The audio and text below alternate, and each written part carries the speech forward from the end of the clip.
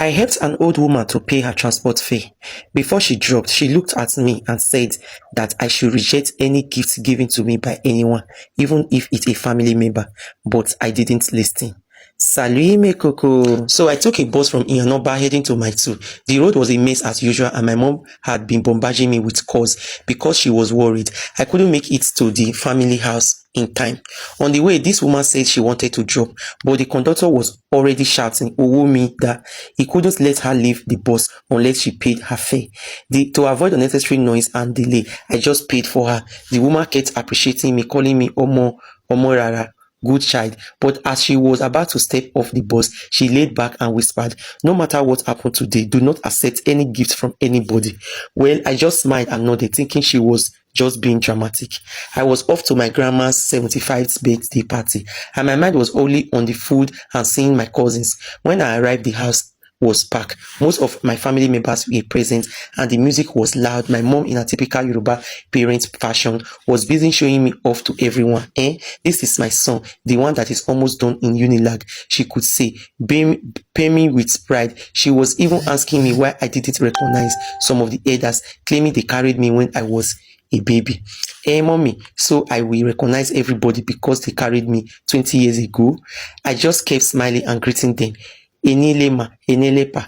The party lasted late and the atmosphere was great, but I had to rush back home since I still had to be in school the following day for an early lecture.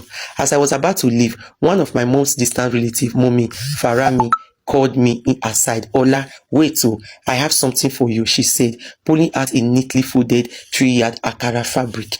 Use this to sew fine clothes for your graduation. I almost reached out to accept it when the old woman's warning suddenly rang in my head like a bell. Mommy Falami, thank you, ma, but I really can't take it, I said, trying to be as polite as possible. She immediately changed her face, went from smiling to a deep frown. Why? Are you too big to take a gift from me? Because you are a Unilag student now. She was practically angry, and before I could argue further, she forcefully shoved the fabric into my open laptop bag and walked away. I stood there feeling very uneasy. I saw her son, little Falami, playing around the drink session. I called him over. Falami, come, take this back to your mommy. Tell her I said thank you, but I forgot I don't have space in my bag, I told him, handing him the Akara. The boy took it and ran back towards the house. I left immediately. I was almost back at my house, walking down my street when my mom called me. Her voice was frantic, sounding like she was in the middle of a market. Ola, are you home? Please pray. Something terrible just happened immediately you left. Mommy Farami lastborn was hit by a bike right in front of the gate. The boy was holding a piece of cloth and just ran into the road like that. Someone pushed him. My blood went cold. I looked at my empty bag and remembered the old woman's face. If I had kept that Akara in my bag, could it have been me instead? Things they happen.